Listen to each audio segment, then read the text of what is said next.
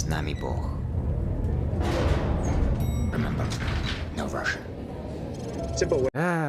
News media. It's a shame that my country's news media doesn't say negative about gaming, or at least I'd never heard of anything. To my American viewers and other European viewers that are watching this, I have a question. Do you trust the media? The mainstream media? If not, let me know in the comments your reasons. The more things change, the more they stay the same. Boundaries shift, new players step in, but power always finds a place to rest its head. We fought and bled alongside the Russians. We should have known they'd hate us for it. It seems that the war against video games is still ongoing. I believe they have what's called a ceasefire or a truce. But let's talk about piece by piece. Video games started in the 1970s and many others. Pac-Man. It was Mortal Kombat that changes everything. It led to the creation of the esrb. After that, the news media in America will always find ways to demonize, to at least find some sort of negativity so that they can project. Now it seems it's pretty much clear that the news media in America will most likely dying, since I know some of you who doesn't watch the news anymore. You guys watch YouTube. I could be wrong. I know some of you still watch them because you want to clown on them, clown on the news anchor. I say this because if you don't know, at least a week ago, a news anchor from Sky News berated a 13-year-old who beat Tetris. Now I know why most gamers felt insulted or perhaps doesn't trust the media. Every commentary community, even Optimus, made a video on that. Well, let's just say one of the videos he made is Fox blaming video games for mass shootings or whatever. I have a question. Is there any competent journalist or news anchor that don't talk negative on video games? There has to be some. After Mortal Kombat 1992 and the esrb creation, the news media will always blame video games every time there's a mass shooting, like Columbine. The recent one that's happening in New Zealand a few years ago, and there's also what happened in the California church and many others. At this point, there aren't many cases, at least. One of the reasons is COVID. Welcome back. Cashing out just by sitting at home. One industry that is booming during this pandemic, it's the gaming industry and those who stream their games for other people to watch. Yeah, we are talking six-figure salaries in 1 month. Our Brianna Whitney met a famous gamer who plays for hours right from his home here in Phoenix.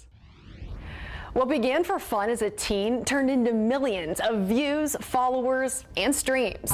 But as many people turn to virtual gaming during this extra time at home, a Phoenix gamer has seen his popularity and his profits skyrocket. His name is Christopher Lamberson, but the gaming name is Swag, just S-W-A-G-G. That's Swag with 2 G's, which has now made him a whole lot of K's. I just started posting videos and then it just started gaining traction. The almost 24-year-old started playing Call of Duty when he was 16, not realizing it would become a serious calling.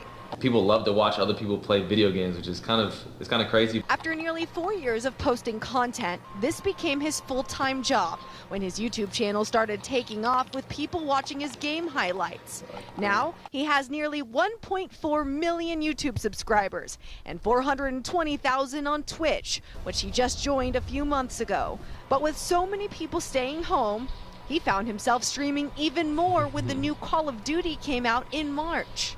And it is because of the COVID-19 pandemic on March 2020, there was a ceasefire, or perhaps what people would call it, a temporary truce. The news media even praised gaming. So UTK Esports is the largest club on campus, and we're dedicated to all things related to gaming on campus. What started as a small club 6 years ago, UTK Esports now has over 1,600 students, and they're welcoming more. We cover basically every single game you can imagine, and if we don't, then we'll find a way to include it. League of Legends, Super Smash Brothers, and more. For Harrison Fain and many other gamers, gaming is a way of life. My first memory is legitimately playing the first Super Mario game with my mom at the beach.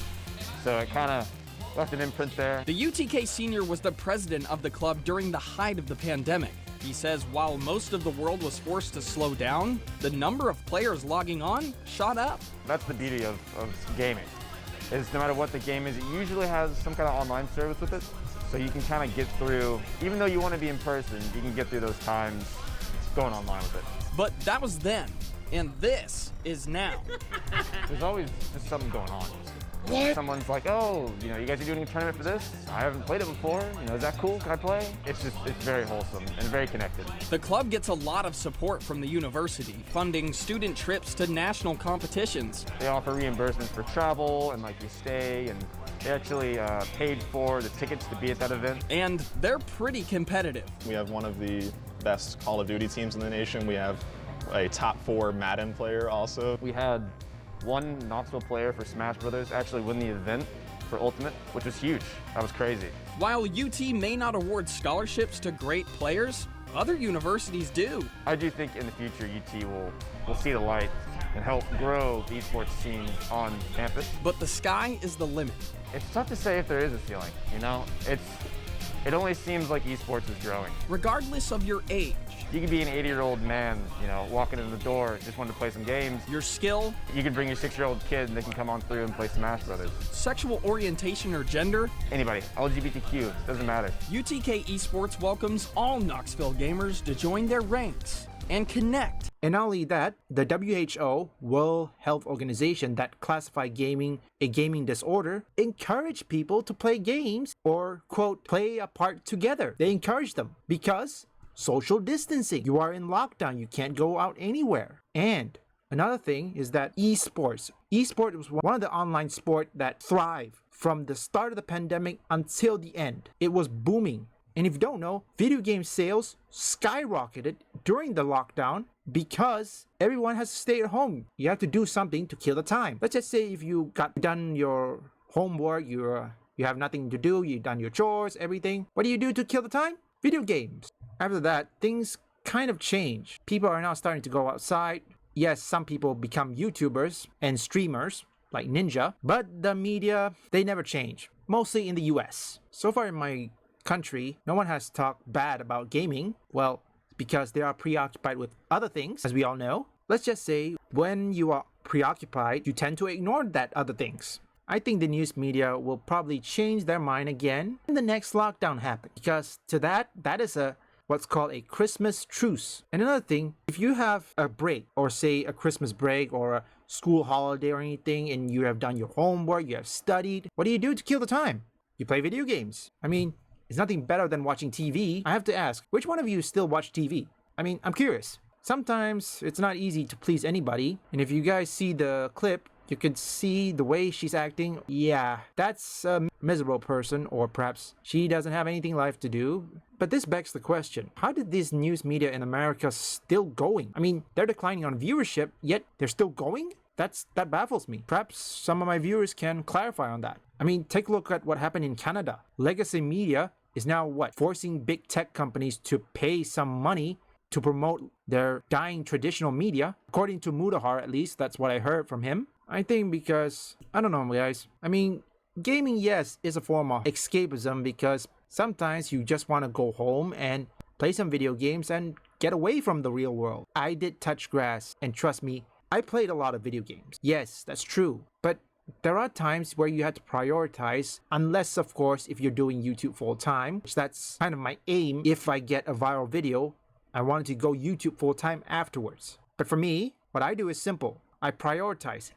Because every hour you have at least, the bare minimum 19 hours or perhaps, 18 to 19 hours tops. And you only got let's just say Monday. If you're at work, if you work late, you got maybe 2 to 3 hours when you get back. That doesn't include showers. And this 13-year-old kid, he doesn't deserve to be berated like this. And honestly, that is a good attempt. I don't know if you know this, Biz, but I have a grandmother. She plays Tetris. If I told this to my grandmother, she would be probably shocked. I don't know if my grandmother still remembers how to play Tetris. I mean, it's been quite a while. I don't exactly when the last time she played it. Overall, gaming is a form of escapism because you need something to kill the time. I mean, what can you do?